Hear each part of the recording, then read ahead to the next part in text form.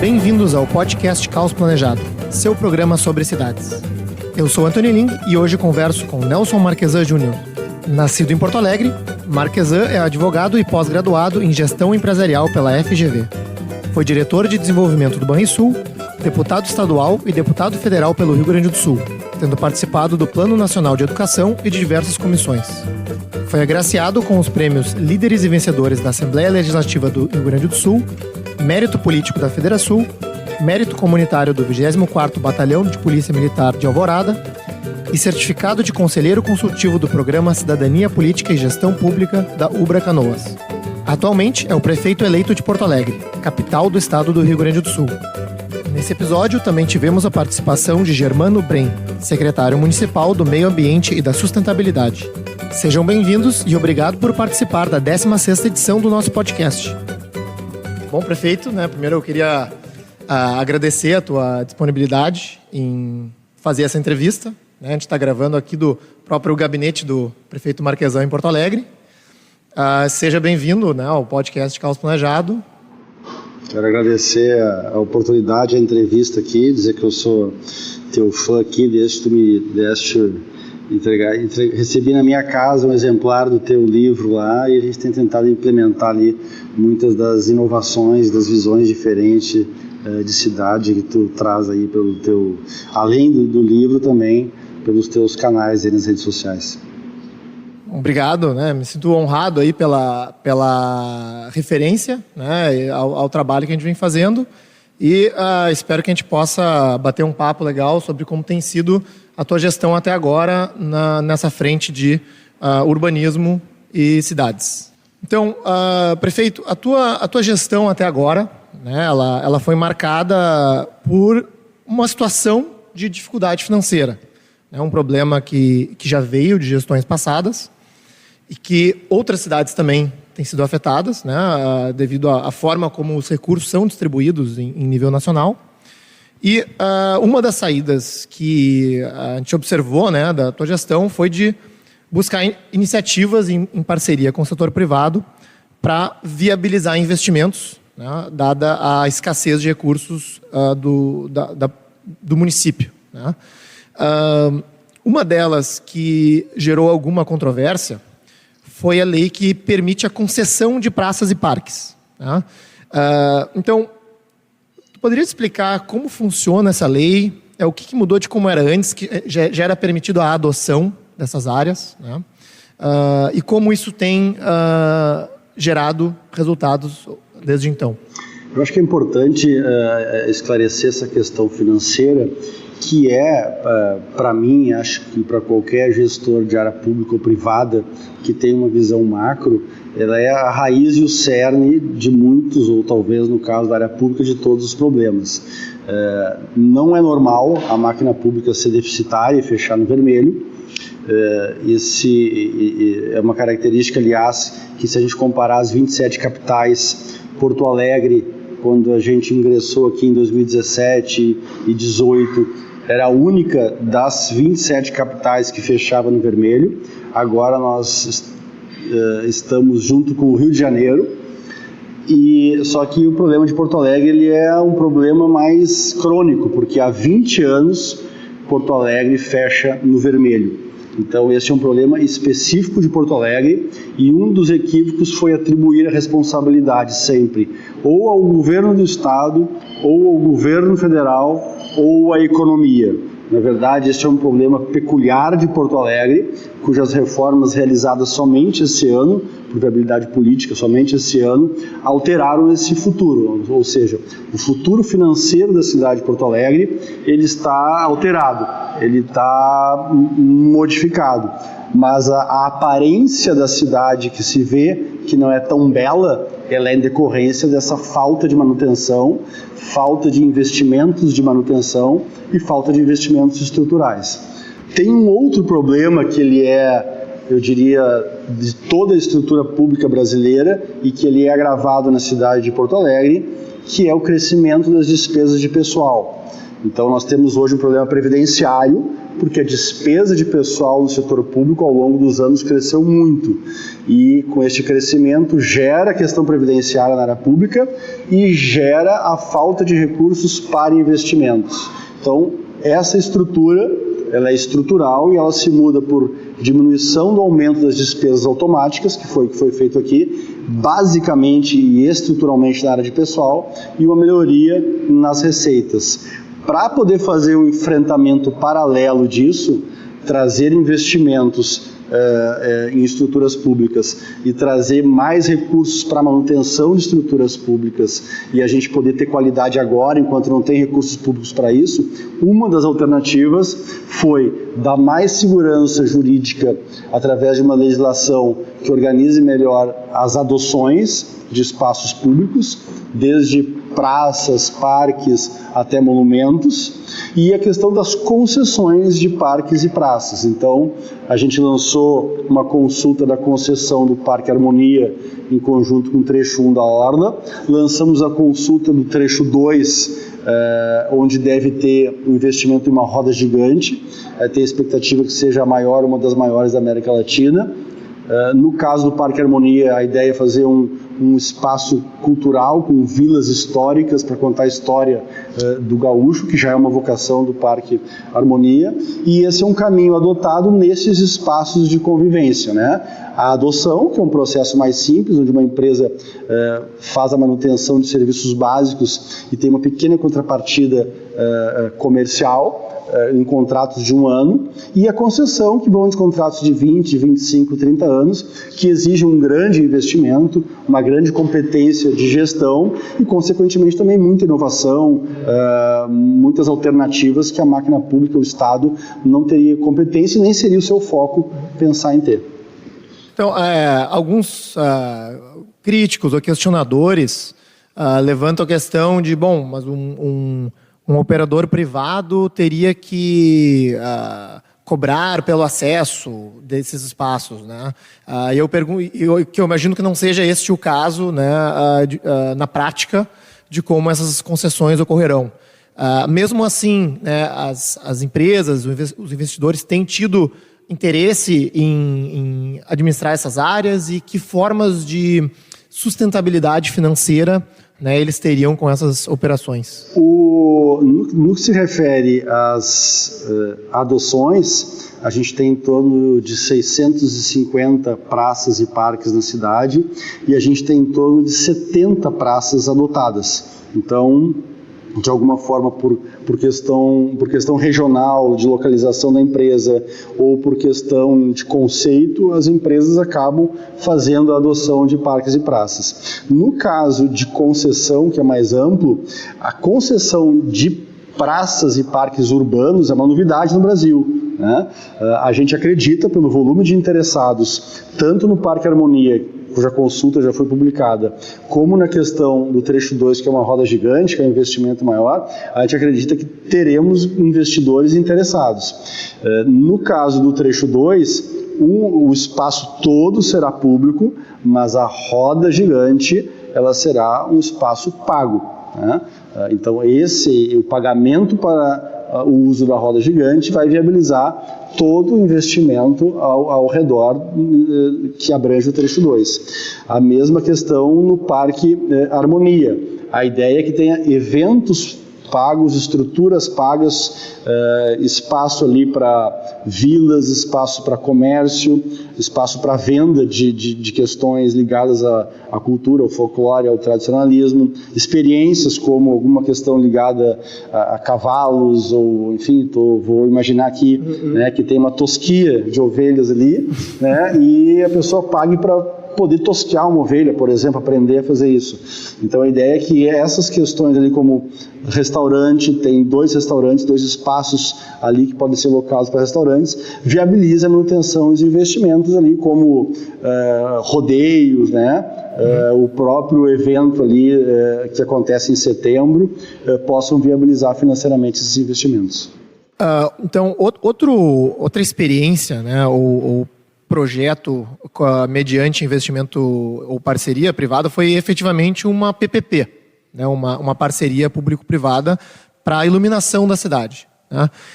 Tu poderia explicar um pouco o que essa PPP significa, como que ela funciona e qual que é a importância para a cidade nesse momento? No caso das concessões, a gente pega um espaço público, exige do investidor, né, um investimento, e a quem usa aquele espaço, ele paga para o investidor uma contrapartida, como é o caso das concessões de estradas federais, de estradas estaduais, de parques e praças. No caso de PPP, há um pagamento, uma contrapartida da máquina pública, da estrutura pública, e um investimento maior e uma gestão do vencedor da licitação. Então, através da taxa de iluminação que já existe em Porto Alegre, nós vamos remunerar essa empresa e ela vai gerir com mais competência, com mais eficiência, com investimentos imediatos, e a expectativa é que, inclusive, sobre recursos da taxa de iluminação para fazer novos investimentos na cidade. E, então é um contrato que vai exigir nos 2 primeiros anos um investimento integral, transformando mais de 100 mil pontos de luz em iluminação através de LED, com um sistema operacional onde vai ter o controle, né, das lâmpadas que estão funcionando, e algumas delas inclusive dimerizadas. Então o avanço do ponto de vista do serviço de iluminação pública, da segurança, da oportunidade que novos negócios possam abrir e funcionar até mais tarde, da questão de autoestima, do embelezamento da cidade e de ter uma estrutura para Porto Alegre ser a chamada Smart City. A PPP de iluminação, ela é um avanço gigantesco e coloca a cidade de Porto Alegre, evidentemente depois dos investimentos serem realizados, em um patamar diferenciado em relação a outras cidades. Não, muito, muito legal. E em seguida dessa PPP, né, a gente já tem visto notícias a respeito de uma PPP semelhante para a área de saneamento, né? Então, como pode nos atualizar como que está o andamento dessa PPP e se essa discussão que a gente está vendo em nível federal do novo marco do saneamento pode também impactar, né, o que está sendo feito aqui? Essa discussão acontece em nível federal, ela impacta muito mais municípios menores que não têm uma estrutura própria de água e saneamento, e impacta os estados que têm empresas estaduais e estatais, né? No caso de Porto Alegre, tem o DEMAI, que é uma estrutura própria de água e esgoto, acaba não afetando diretamente, não tendo grandes impactos. E a ideia é que a gente possa fazer nos mesmos moldes que a gente fez iluminação pública. A gente vai firmar um contrato de parceria com o BNDES. O BNDES, além de financiar o vencedor da licitação, ele nos dá todo um assessoramento do ponto de vista jurídico, de formatação específica na área de saneamento e água, e também na questão de viabilidade econômica e financeira do negócio, para que o edital e a licitação sejam bem sucedidos, né?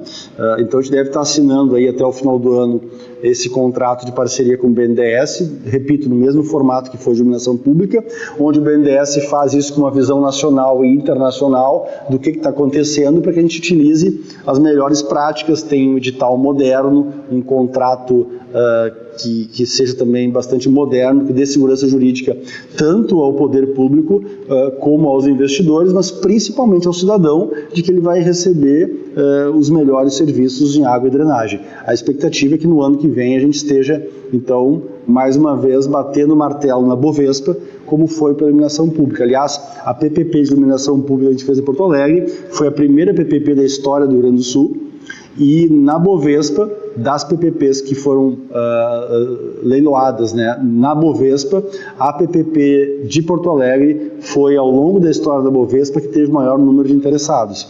Então a gente acredita no modelo, acredita que está no caminho correto, certo, seguro e que traz maior benefício, né? E sem dúvida, além da iluminação pública e todos esses benefícios, em água e drenagem, a gente vai ter a solução de um problema que nós não teríamos através de recursos próprios. A gente tem 44% do esgoto da cidade de Porto Alegre não tratados.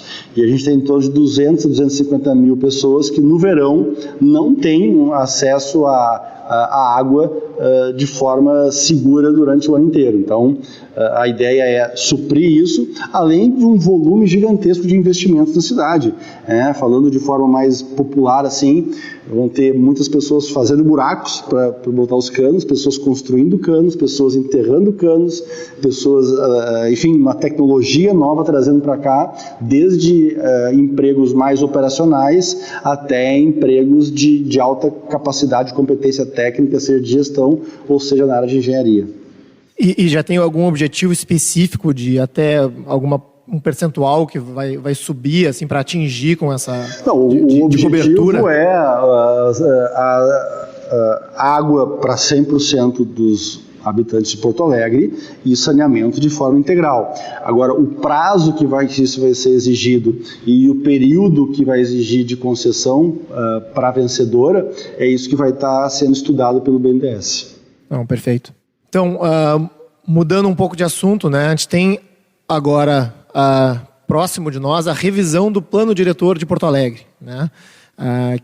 Uma revisão que ocorre apenas de 10 em 10 anos, né? Coincidentemente caindo na sua gestão e que, no meu entendimento, é talvez a lei mais importante aí que um governo municipal pode aprovar. Então, terias como nos passar uma atualização de como está indo esse processo, né, ou alguma ideia que a Prefeitura já tenha elaborado em relação aos objetivos a serem atingidos com esse plano? Acho que quando a gente fala da lei mais importante, é legal a gente ter uma visualização, né, de que cada vez os municípios estão adquirindo uma maior relevância do ponto de vista de serem escutados nas políticas macro, né?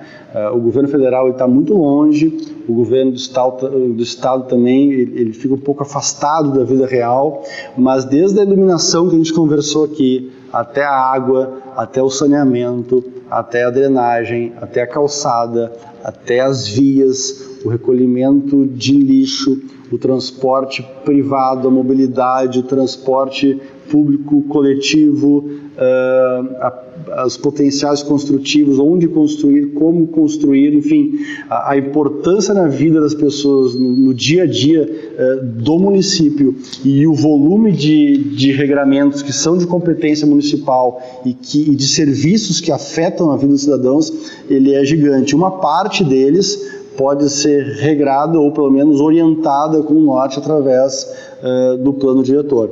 A gente tem buscado fugir do histórico de no plano diretor ser muito influenciado por interesses apenas de construção civil e trazer para cá, através de organismos internacionais, as boas práticas de planejamento urbano que ocorrem em outras cidades brasileiras ou em outras cidades fora do Brasil. Então a gente está buscando uma parceria com a ONU ou com o PNUD para que a gente possa realmente fazer um plano diretor com uma visão muito ampla e que seja algo moderno e que possa, através dele, pensar também nas questões de direcionamento de infraestrutura, nas questões de segurança, na questão de espaços públicos mais bem aproveitados, enfim, que seja realmente algo moderno e inovador, como a gente sonha que seja um plano diretor.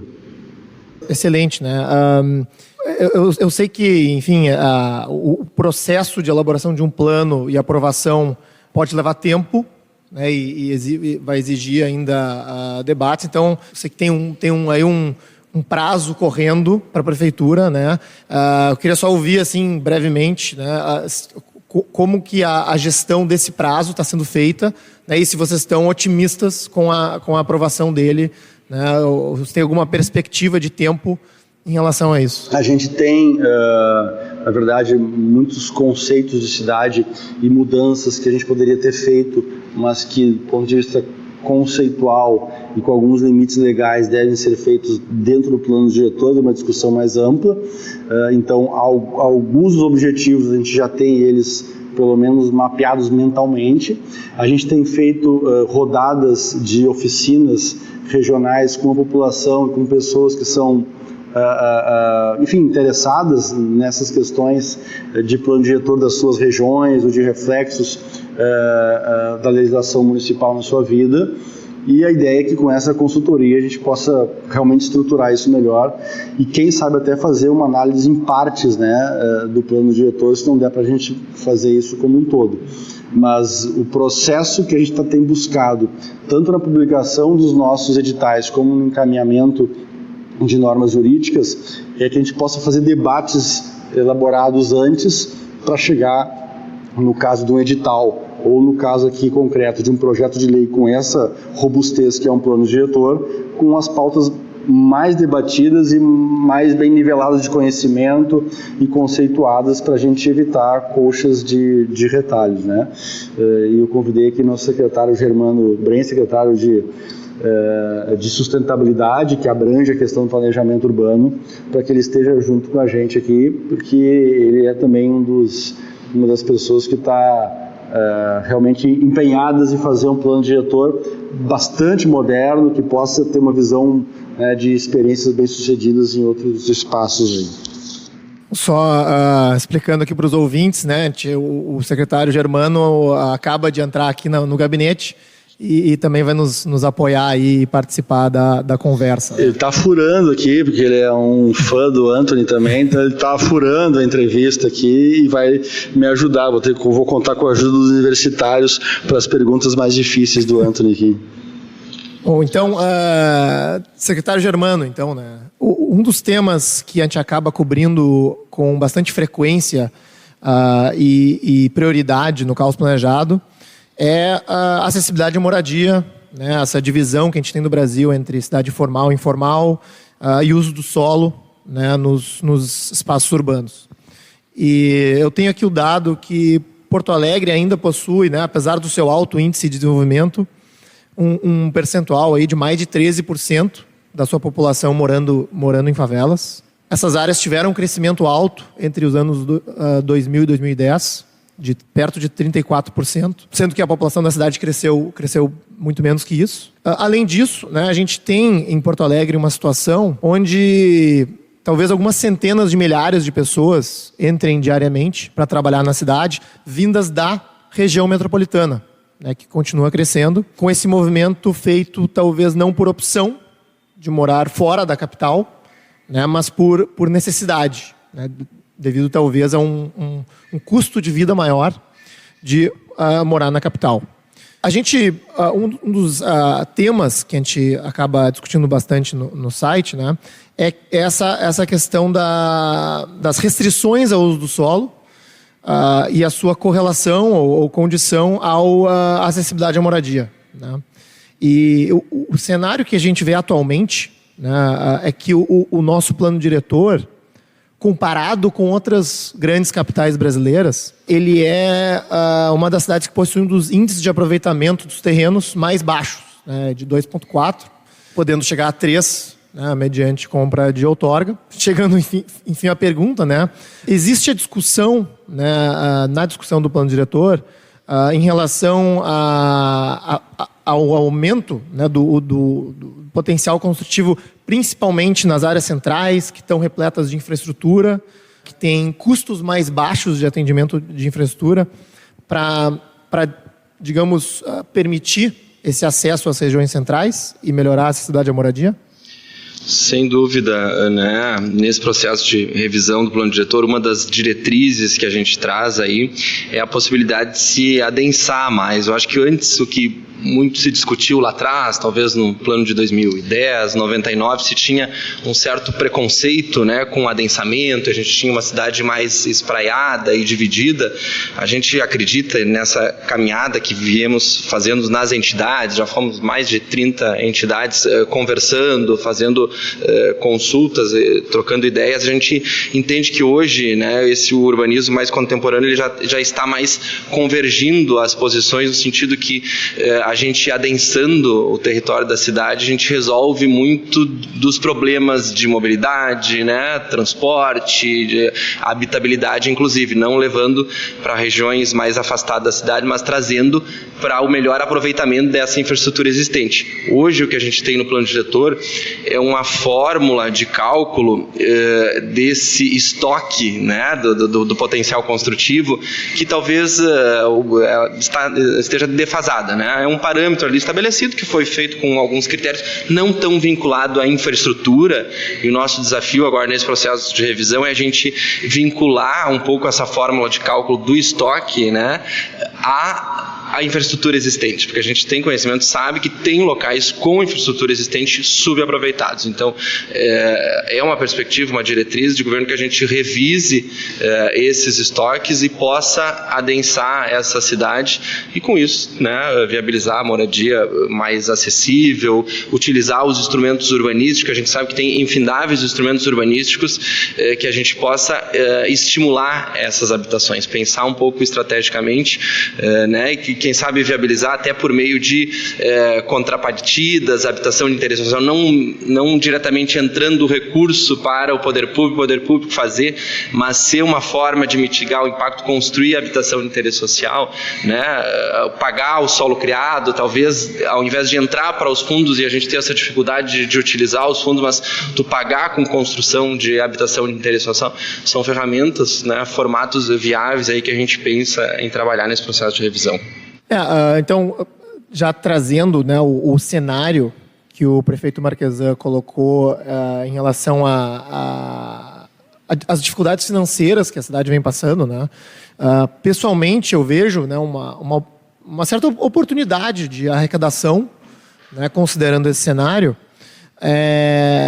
mediante a venda de potencial construtivo, né, ou de uma outorga onerosa, né, nas linhas que tu falaste, né.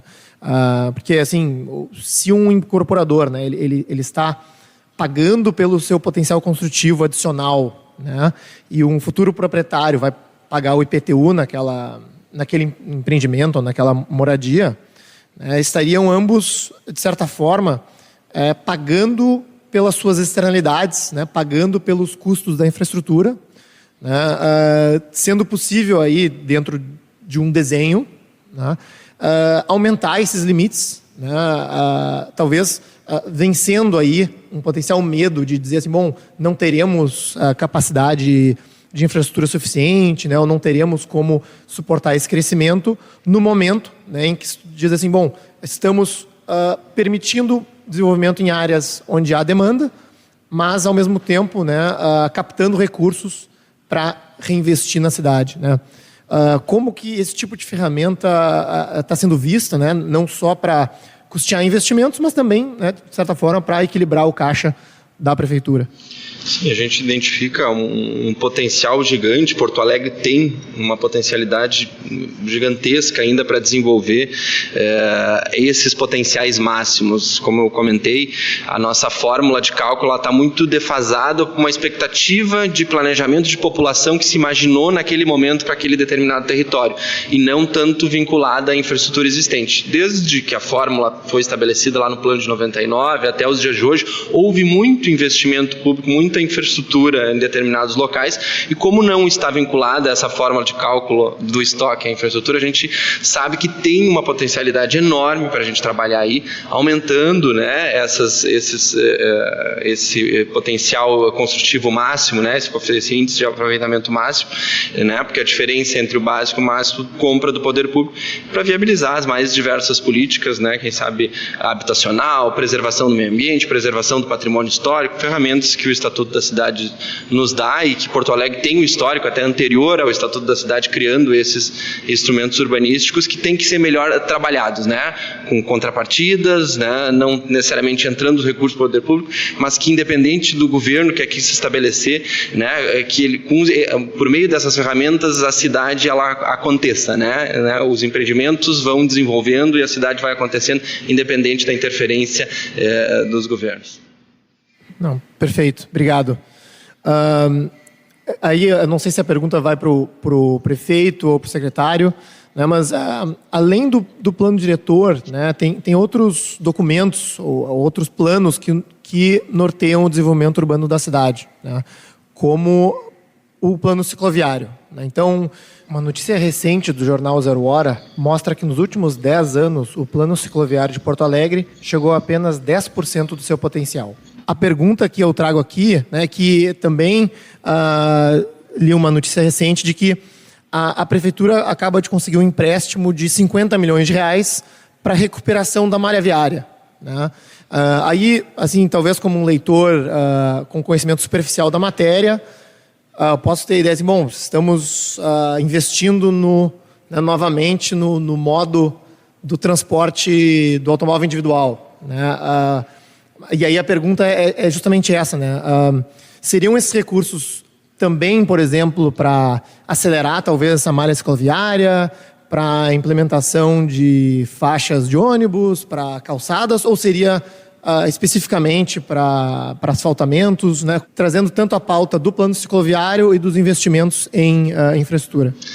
Respondendo aqui, já pegando um pouquinho da deixa da resposta do Germano, a gente tem buscado aqui o conceito de não colocação de recursos enquanto a gente está com déficits no Tesouro, né?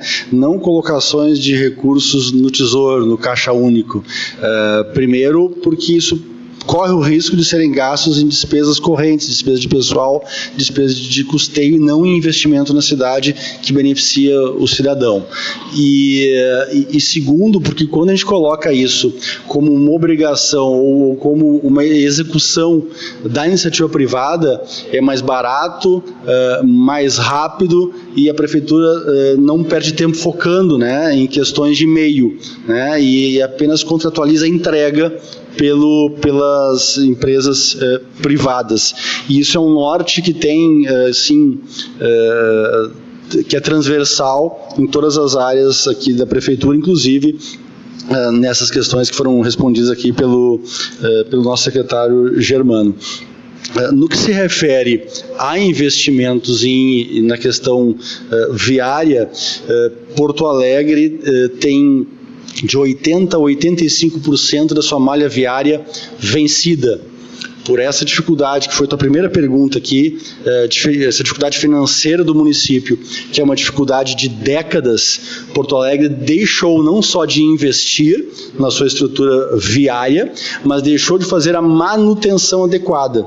Então nós temos, de novo, mais de 80% da malha viária vencida, com seu prazo de validade vencido, isso é gigantesco o valor de investimentos necessários. Porto Alegre nunca teve uma repavimentação, uma recuperação asfáltica estrutural, sempre foi aquela funcional de 5 centímetros para toda a cidade, ou seja, não tem garantia nenhuma, porque não foi feito um projeto para verificar qual era a estrutura que efetivamente era necessária para que o asfalto tivesse maior durabilidade, e isso é visto a olhos nus pela qualidade, né, da nossa pavimentação. Então a gente está lançando um programa em breve aqui que vai ter uma previsão desde o nivelamento dos bueiros até novas estruturas químicas do nosso asfalto para que ele dure mais, até recapeamentos estruturais com projetos elaborados de médio e longo prazo para a cidade, porque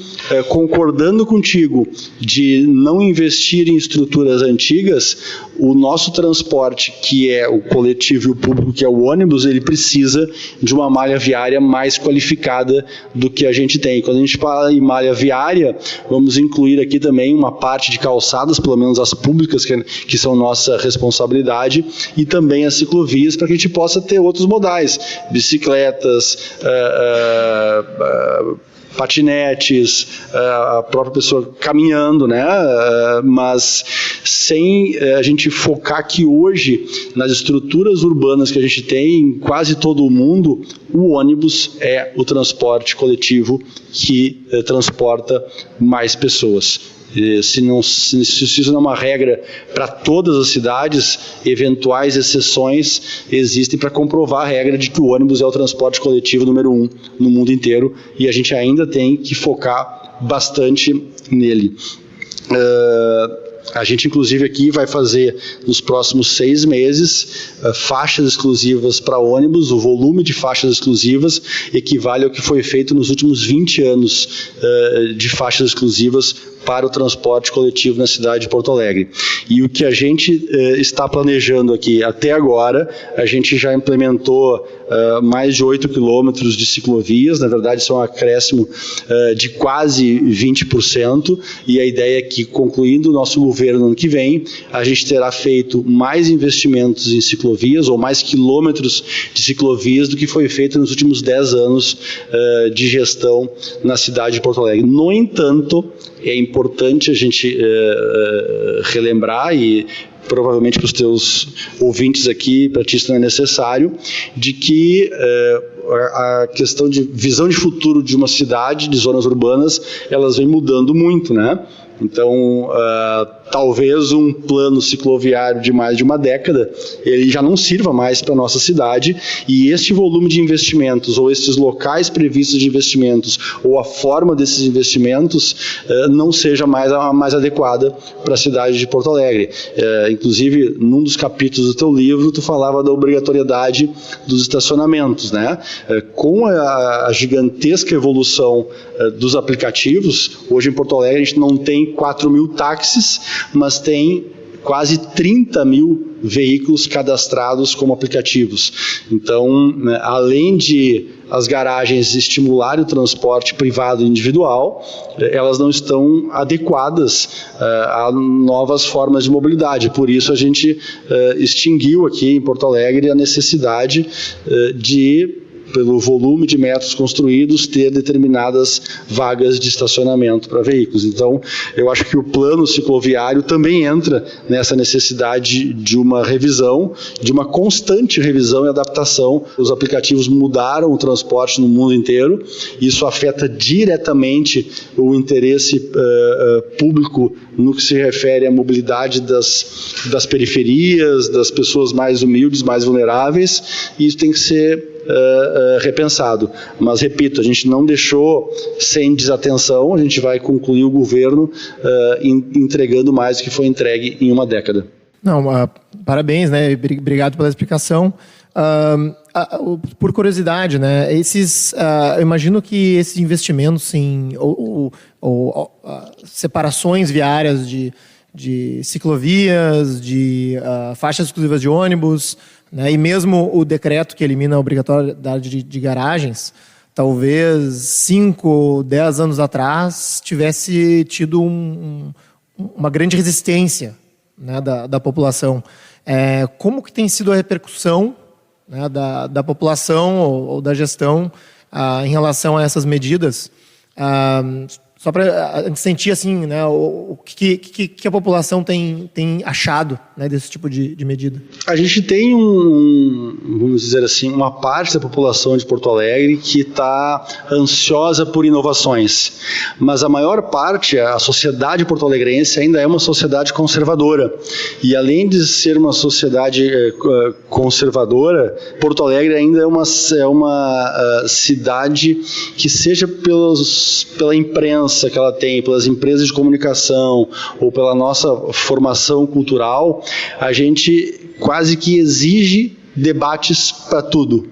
Mesmo que para debater a gente busque teses de 50, 80, 100 anos atrás, né, para que o debate seja feito, mesmo em questões que já são consenso no mundo inteiro, por todos os técnicos, de todas as evidências, Porto Alegre exige um debate. Então a gente não espera que, para fazer qualquer inovação, seja fazer ciclovias ou não fazer ciclovias, seja em fazer espaços específicos para o transporte coletivo ou não fazer, em regulamentar o patinete ou não regulamentar, em ter essa visão de ruas completas, onde diminui os espaços para veículos e aumenta o espaço para pedestres, ou não fazer, em qualquer das decisões tomadas, e se a decisão não for tomada, a gente vai ter um debate.